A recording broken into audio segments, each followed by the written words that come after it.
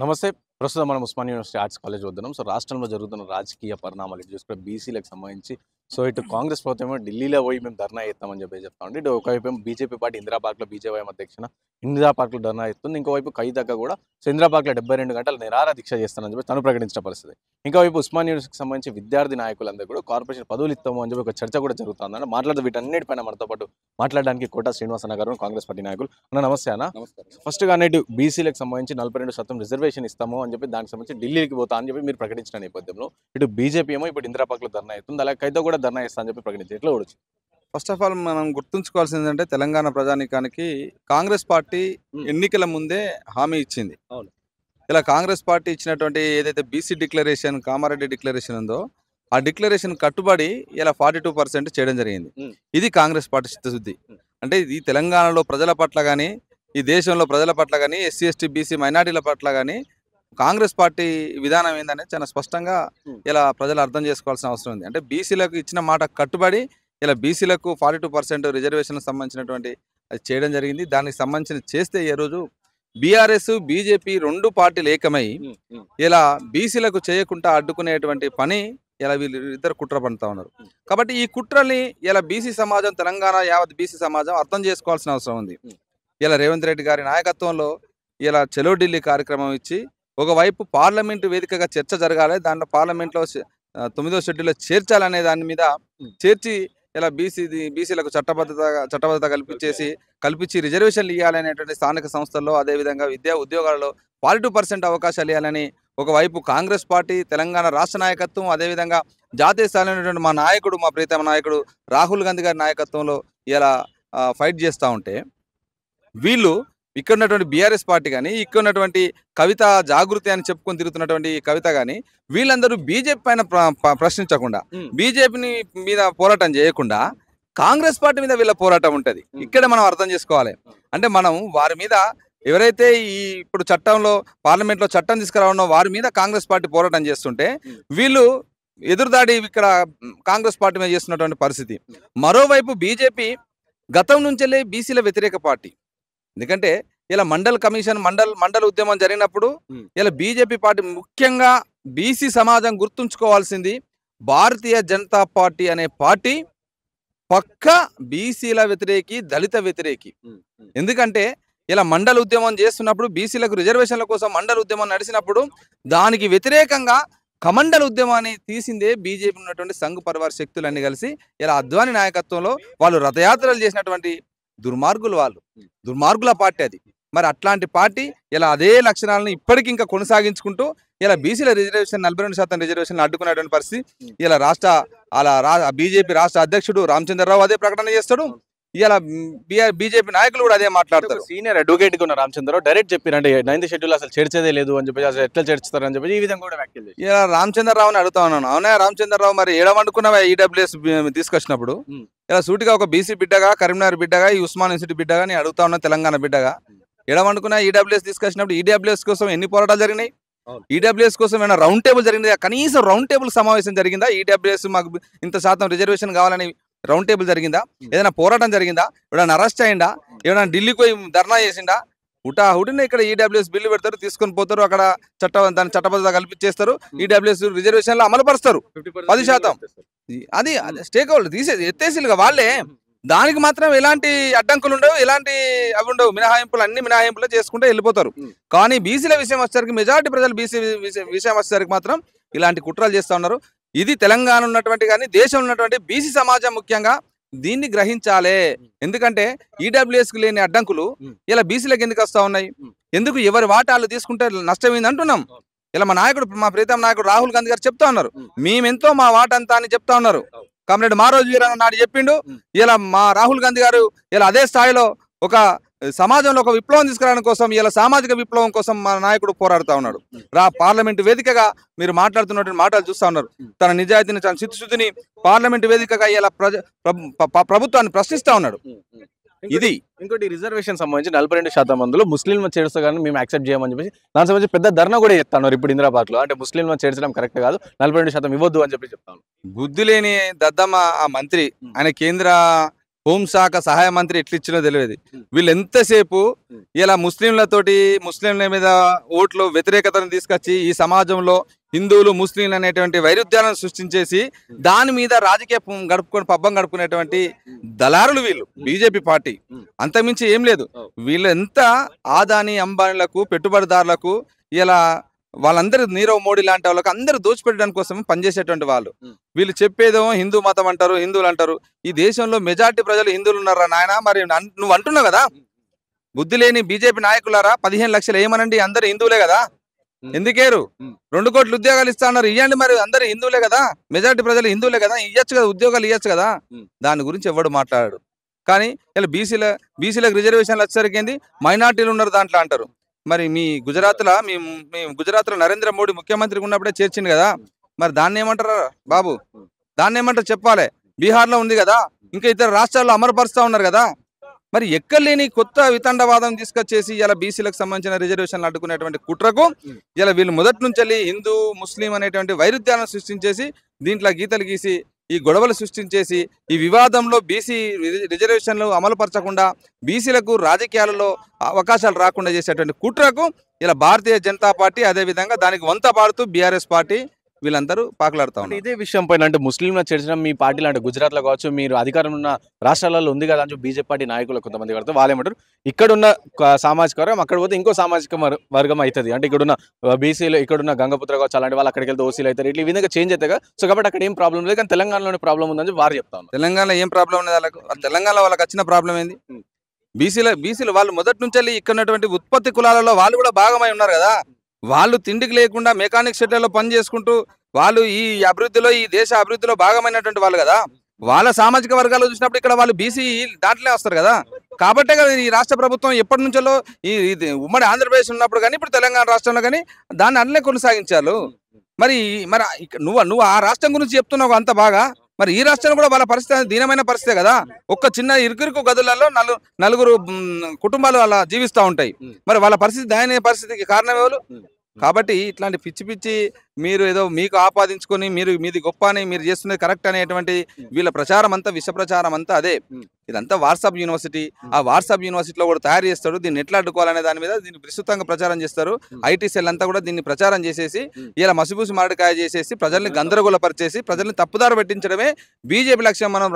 మనం విన్నాం కదా, మన బీజేపీ ఎంపీ ఇప్పుడున్నటువంటి రావు, మన రఘునందన్ రావు, భార్య భర్తల మధ్యన కూడా పంచాయతీ పెట్టాలని చెప్పిండు ఎలక్షన్ టైంలో ఒకసారి. చివరికి భార్య మాట భర్త, భర్త మాట భార్య, కుటుంబంలో పెద్ద మాట పిల్లలు, పిల్లల మాట పెద్దలు వినకుండా చేసేటువంటి ప్రయత్నం చేయాలి మనం. అప్పుడే ఇది మనం బీజేపీ మనం గెలుస్తాం, మన అభ్యర్థి గెలుస్తారు అనేటువంటి రీతిగా ఎన్నికల ప్రచారాన్ని బాహటంగా చెప్పినటువంటి వీడియో వైరల్ అయింది.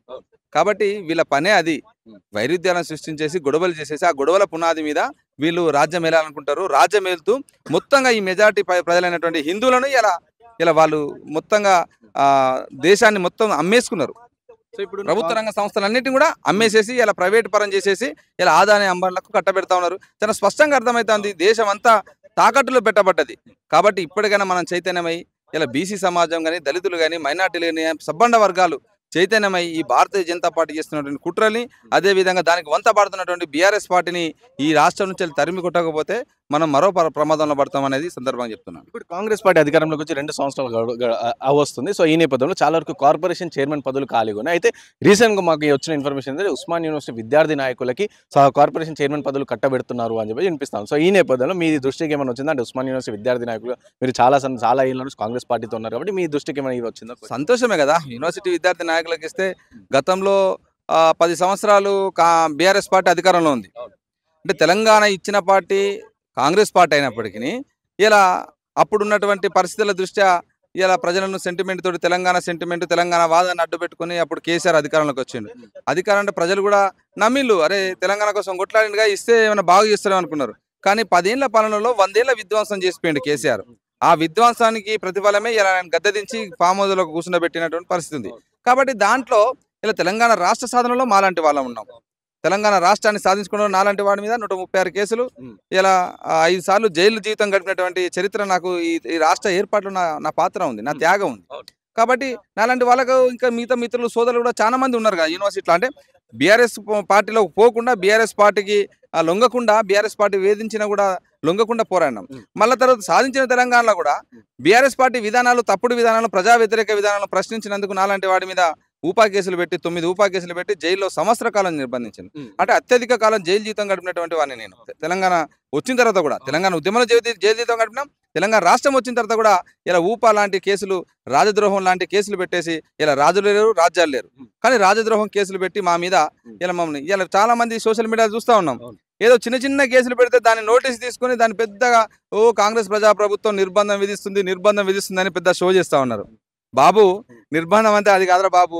మా ప్రభుత్వం చాలా చట్టబద్ధంగా చట్టపరిధిలో ఉన్నటువంటి దాన్నే మీరు చేసినటువంటి తప్పుడు ప్రచారాన్ని, ఫేక్ ప్రచారాన్ని సోషల్ మీడియా వేదికగా, ఇంకా మీరు చేసినటువంటి దుర్మార్గాల్ని, మీ పార్టీ చేసినటువంటి విధ్వంసాన్ని ఫ్రస్ట్రేషన్లో వీళ్ళు మీడియా ఛానళ్ళలో కొడతారు. కాంగ్రెస్ పార్టీ నాయకులు మనం చేసుకున్నారు, చూసాం, మనం వైరల్ అయింది. అదేవిధంగా ఆఫీస్ మీద పోయి దాడి చేస్తారు మీడియా మీద. వాళ్ళ ఫ్రస్ట్రేషన్ అంతా, అధికారం కోల్పోయిన ఫ్రస్ట్రేషన్ నుండి ఇట్లాంటి దాడులకు పాల్పడుతూ, ఇట్లాంటి కవ్వింపు చర్యలు చేస్తూ, సోషల్ మీడియా వేదికగా జీతాలు తీసుకుంటున్నటువంటి వాళ్ళందరూ కూడా ఇట్లా దుష్ప్రచారం చేసేటువంటి పనికి వాళ్ళు పాల్పడుతూ ఉన్నారు. అది పద్ధతి కాదు కాబట్టి మా కార్యకర్తలు, కాంగ్రెస్ పార్టీ కార్యకర్తలు, నాయకులు అక్కడక్కడ ఫిర్యాదులు చేస్తే దాని మీద పోలీసులు చట్టపరిధిలో ఉన్నటువంటి వారిని నోటీసు పంపుతా ఉన్నారు. దానికి పెద్ద గగ్గోలు పెడతా ఉన్నారు. కానీ మాలాంటి వాళ్ళ మీద నిర్బంధం మీ ప్రభుత్వం ఉన్నప్పుడు, బీఆర్ఎస్ ప్రభుత్వం ఉన్నప్పుడు సంవత్సర కాలం జైల్లో నిర్బంధించింది. అస్వాబాద్ జైల్లో 4 నెలలు, చెల్లెపల్లి జైల్లో 7 నెలలు. ఒకసారి నా లెక్క మీరు 4 నెలలు మీ ప్రభుత్వం పెట్టింది కదా. నాలాంటి ఉద్యమకారిని తెలంగాణ కోసం కొట్లాడినందుకు, తెలంగాణలో హక్కులు అడిగినందుకు, తెలంగాణలో మీరు ఇచ్చినటువంటి హామీలను అడిగినందుకు నాలాంటి వాడిని ఈ సంవత్సరం జైల్లో పెట్టింది కదా. నాలాగా మీరు 4 నెలలు 7 నెలలు జైలు ఉంటే అప్పుడు తెలుస్తుంది మీకు నిర్బంధం అంటే ఏంటిది అనేది. ఇదే బీఆర్ఎస్ పార్టీ 10 ఏళ్ళ అధికారంలో ఉన్నప్పుడు విద్యార్థి నాయకులకు పెద్దపీట వేసింది. ప్రతి కార్పొరేషన్ కావచ్చు, ఇవన్నీ కూడా పదులు ఇచ్చి, ఇక్కడ కాంగ్రెస్ పార్టీ అధికారంలోకి వచ్చి 2 సంవత్సరాలు అయినా సరే ఎందుకు ఉస్మాన్ యూనివర్సిటీ అంటే బాలలక్ష్మి అక్కకి ఇచ్చారు. దాని తర్వాత ఇంకా చాలా మంది విద్యార్థి నాయకులు మీలాంటి వాళ్ళు, సో ఎందుకు ఇవ్వలేకపోతుంది? తప్పకుండా ఇస్తుందండి. ఎందుకంటే కాంగ్రెస్ పార్టీ పెద్ద పార్టీ, జాతీయ పార్టీ. ఇది 10 సంవత్సరాల నుంచి అధికారంలో లేకుండా ఉన్నటువంటి వాటి 10 సంవత్సరాలు అంతకుముందు మాకంటే ముందు పనిచేసినటువంటి వాళ్ళు ఉన్నారు. మా తర్వాత ఇప్పుడు 10 సంవత్సరాలుగా పనిచేస్తున్నటువంటి కేసీఆర్ మీద మేమెట్లా పోరాటం చేసినామో యూనివర్సిటీ వేదికగా ఈ తెలంగాణలో నేనైతే ప్రజా సంఘాలలో, ప్రజా ఉద్యమాలలో, అనేక ప్రజా ఉద్యమాలలో కేసీఆర్ను గద్దెదించడం కోసం అనేక ప్రజా ఉద్యమాలు నిర్మించినాను. కాబట్టి అట్లా పార్టీలో కూడా పనిచేసినటువంటి చాలా మంది ఉన్నారు. కాబట్టి వాళ్ళందరికీ అవకాశాలు కల్పించాలనే లక్ష్యం కొద్ది ఉన్నది. ఖచ్చితంగా ఉస్మాన్ యూనివర్సిటీ విద్యార్థి నాయకులకు కూడా ఈ సెకండ్ లిస్ట్లో మీరు అన్నట్టుగా ఇందాక మీరే అన్నారు కదా, వచ్చే అవకాశాలు ఉన్నాయనేది చర్చ వినబడుతుంది అన్నారు. తప్పకుండా వస్తాయి. ఎందుకంటే అప్పుడు ప్రజాప్రభుత్వం ఏర్పడినప్పటికీ ఉన్నటువంటి విద్యార్థి నాయకులు ఎవరైతే ఉన్నారో 10-15 మంది ఉన్నారు మొత్తంగా ఇప్పుడు ఉన్నటువంటి వాళ్ళు. ప్రభుత్వం దృష్టి సారించినట్టున్నది. అందుకనే చర్చ జరుగుతుంది. మీలాంటి వాళ్ళు కూడా ఇప్పుడు అడుగుతా ఉన్నారు. కాబట్టి అంటే వీళ్ళు గత ప్రభుత్వంలో ఎట్లా మేము మా ప్రభుత్వం కాదు కాబట్టి మేము ఆ ప్రభుత్వాన్ని ప్రశ్నిస్తూనే, నిలదీస్తూనే, కొట్లాడుతూనే, ఉద్యమాలు చేస్తూనే ఉన్నాం. కాబట్టి మా ప్రభుత్వం ఇప్పుడు వచ్చింది కాబట్టి ఖచ్చితంగా మా వంతు కూడా వస్తాయనేది ఎదురు చూస్తూ ఉన్నాం. మా మంత్రులకు, మా దుద్దుల శ్రీధరబాబు గారు కానీ, అదేవిధంగా రేవంత్ అన్నకు కానీ, అదేవిధంగా బట్టి విక్రమార్క అన్నకు కానీ, వీళ్ళందరూ కూడా మేము కలవడం జరిగింది. కలిసి ఉద్యమ నాయకులు చాలా మంది, మేము 10-15 మంది ఉన్నాం ఉస్మానియాలో. మరి మా అందరు కూడా తగిన ప్రాధాన్యత ఇవ్వాలని, కార్పొరేషన్ చైర్మన్లు ఇవ్వాలని అడగడం జరిగింది. ఖచ్చితంగా వాళ్ళు మేము చెప్తాం, మేము మీకు సముచిత స్థానం కల్పిస్తాం, గౌరవిస్తాం తప్పకుండా అని చెప్పిండ్రు, హామీ ఇచ్చిళ్ళు. కాబట్టి ఇలా కాంగ్రెస్ పార్టీని ఇంకా మరింతగా ప్రజా సంక్షేమ పథకాలని మరింతగా ప్రజల్లోకి తీసుకుపోవడానికి కోసం మేము పనిచేస్తా ఉన్నాం. ఆ దిశగా ఈ దేశంలో వస్తున్నటువంటి ఫాసిజాన్ని ఎట్లా ఓడించాలి, ఇలా మోడీ చేస్తున్నటువంటి దుర్మార్గాల్ని, ప్రభుత్వ రంగ సంస్థల్ని ధ్వంసం చేసి మొత్తం ప్రైవేటు పరం చేస్తున్నటువంటి ఈ తీరునంతా కూడా ఎండగడుతూ ఇలా మా రాహుల్ గాంధీ కానీ భవిష్యత్తులో ఈ కాంగ్రెస్ పార్టీని దేశంలో ఎట్లా అధికారం తీసుకురావడానికి కోసం అనేది మా ప్రయత్నం, మా పోరాటం అంతా కూడా. కాబట్టి ఆ లక్ష్యం వైపు మేము ఉన్నాం.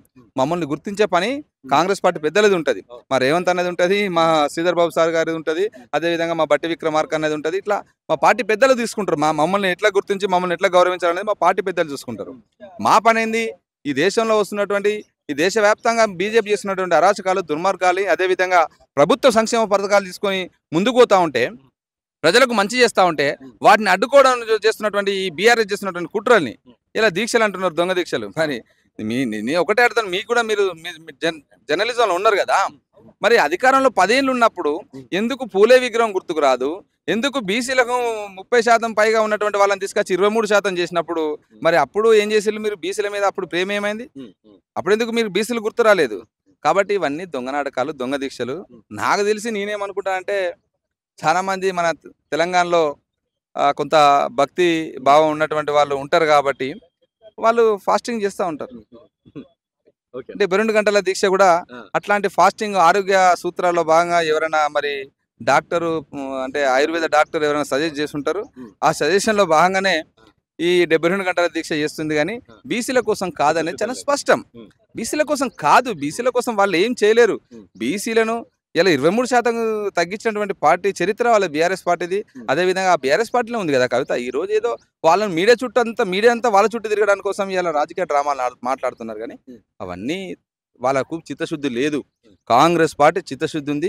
ఇచ్చిన మాట ప్రకారం కామారెడ్డి డిక్లరేషన్ ఇచ్చిన మాట ప్రకారం మా రేవంత్ అన్న సారథ్యంలో మా శ్రీధర్ బాబు గారు ఏదైతే మేనిఫెస్టో కమిటీ చైర్మన్గా ఉన్నారు కాబట్టి దాన్ని ఇంప్లిమెంటేషన్ చేయడానికి కోసం కేంద్రంలో ఉన్నటువంటి మా పార్టీ పెద్దలందరూ చెప్పి వాళ్ళ సలహాలు సూచనల మేరకు ఇలా మేము దాన్ని చట్టబద్ధ కల్పించడానికి కోసం పార్లమెంట్కి పంపితే ఇలా పార్లమెంట్లో దాన్ని చట్టబద్ధ కల్పించకుండా ఇలా దుర్మార్గంగా అడ్డుకుంటున్నటువంటి బీఆర్ఎస్ బీజేపీ పార్టీలను ఇలా నిలదీయాలి. తెలంగాణలో పల్లెల్లో రేపు వచ్చేటువంటి స్థానిక సంస్థ ఎలక్షన్లో బీఆర్ఎస్ బీజేపీ నాయకుల్ని తన్ని తరమాలే. బీసీ బిడ్డలారా, దళిత సోదరులారా, ఇలా వర్గీకరణ చేసింది, వర్గీకరణను ఇంప్లిమెంట్ చేసింది, సుప్రీంకోర్టు ఇచ్చినటువంటి జడ్జిమెంట్ని ఇలా ఇంప్లిమెంట్ చేసింది కాంగ్రెస్ పార్టీ. అది కదా కాంగ్రెస్ పార్టీ చిత్తశుద్ధి. ఇలా దళితులు ఉన్నటువంటి అన్ని వర్గాలకు ఏబిసిడీలతోటి చేసి అన్ని వర్గాలకు సమన్యాయం పాటించాలని ఇలా వర్గీకరణ. మరి ఎందుకు బీజేపీ పార్టీ ఇచ్చిందని చెప్తున్నారు కొద్దిమంది నాయకులు, సోకాల్ నాయకులు చెప్తున్నారు, ప్రచారం చేస్తా ఉన్నారు ఇది బీజేపీ ఇచ్చింది వర్గీకరణ అని. మరి ఎందుకు మిగతా రాష్ట్రాలలో బీజేపీ వర్గీకరణ చేస్తలేదు? బీజేపీ పాలిత రాష్ట్రాలలో వర్గీకరణ ఎందుకు చేయట్లేదు? ఇక్కడనే ఎందుకు జరిగింది అంటే కాంగ్రెస్ పార్టీ కమిట్మెంట్ తోటి ఉంది. ఎవరి వాట ఎంతో వాళ్ళ వాట అంతా ఇవ్వాలనేది. ఈ సమాజంలో వాళ్ళ ఉత్పత్తిలో ప్రతి దాంట్లో భాగమైనది కాబట్టి, అభివృద్ధిలో భాగమైనది కాబట్టి వాళ్ళకి రావాల్సిన వాట కూడా వాళ్ళకి ఇవ్వాలనేటువంటిది మా రాహుల్ గాంధీ గారు ఇచ్చినటువంటి పిలుపు. మా మల్లికార్జున ఖార్గే గారి నాయకత్వం నడుస్తున్నటువంటి పార్టీ కాబట్టి ఇలా దళితుని ఇలా అధ్యక్షుని చేసి, దేశ అధ్యక్షుని, కాంగ్రెస్ పార్టీ అధ్యక్షుని చేసి ఇలా సామాజిక న్యాయం అంటే ఏంటో చూపించినటువంటి పార్టీ కాబట్టి మా చిత్తశుద్ధిని ఎవరు శంకించడానికి లేదు. మేము ఇలా ఎస్సీ ఎస్టీ బీసీ మైనార్టీల పట్ల చాలా చిత్తశుద్ధితో పనిచేస్తా ఉన్నాం. అభివృద్ధి దిశగా ముందుకు పోతా ఉన్నాం. ఈ అభివృద్ధిలో పరిగెడుతున్నటువంటి దాంట్లో కాళ్ళల్లో కట్టెలు పెట్టేటువంటి పని ఇలా బీఆర్ఎస్ పార్టీ చేస్తూ ఉంది. ఇలా మొత్తంగా ఈ అభివృద్ధిని అడ్డుకోవడానికి కోసం బీజేపీ కుట్రలు చేస్తూ ఉంది. కాబట్టి తెలంగాణలో ఉన్నటువంటి ఎస్సీ ఎస్టీ బీసీ మైనార్టీ సామాజిక వర్గాల అందరి బిడ్డలు కూడా ఇలా పార్టీలో ఖచ్చితంగా బీజేపీ బీఆర్ఎస్ని తన్ని తరమాలే. ఈ బీసీలను ఇలా మోసం చేయడానికి కోసం చూస్తూ ఉన్నారు. ఇలా వర్గీకరణ అమలు పరిచింది ఇలా కాంగ్రెస్ పార్టీ కాబట్టి కాంగ్రెస్ పార్టీని ఆదరించాలి, కాంగ్రెస్ పార్టీని గుండెలకు కత్తుకోవాలి. కాంగ్రెస్ పార్టీ చేసే ప్రతి పోరాటంలో ఎస్సీ ఎస్టీ బీసీ మైనార్టీలు అందరూ పాల్గొని దాన్ని విజయవంతం చేయాల్సిన బాధ్యత ఇలా ప్రతి ఒక్క విద్యార్థి యువతరం మీద, ప్రజల మీద అందరిపైన ఉందని సందర్భంగా చెప్తాను. సో విన్నారుగా, ఇది కోటా సీన్ అని చెప్తున్న పరిస్థితి. సో ఏదైతే బీసీలకు సంబంధించి రిజర్వేషన్ కాంగ్రెస్ పార్టీ చిత్తశుద్ధితో, ఇటు బీజేపీ బీఆర్ఎస్ ఇద్దరు కలిసి కాంగ్రెస్ పార్టీకి వ్యతిరేకంగానే కాంగ్రెస్ పార్టీ చేస్తున్న అభివృద్ధి పనులు కావచ్చు, కాంగ్రెస్ పార్టీ ఉన్న చిత్తశుద్ధిని కాళ్ళలో కట్ట పెడుతున్నారు అని చెప్పి వారు చెప్తున్న పరిస్థితి. ఇంకోవైపు ఇటు కార్పొరేషన్ సంబంధించిన చైర్మన్ పదవి లేదు. గత 10 ఏళ్లలో బీఆర్ఎస్ పార్టీ ఏదైతే ఓన్లీ ఉస్మాన్ యూనివర్సిటీ విద్యార్థి నాయకులకు పెద్ద పెట్టేసి, సో కాంగ్రెస్ ప్రభుత్వం కూడా అదే విధంగా ఇస్తుంది అని చెప్పేసి ఆశాభావం వ్యక్తం చేస్తున్న పరిస్థితి. కెమెరా పర్సన్ సాయితో Rana Pratap reporting for Vahini TV.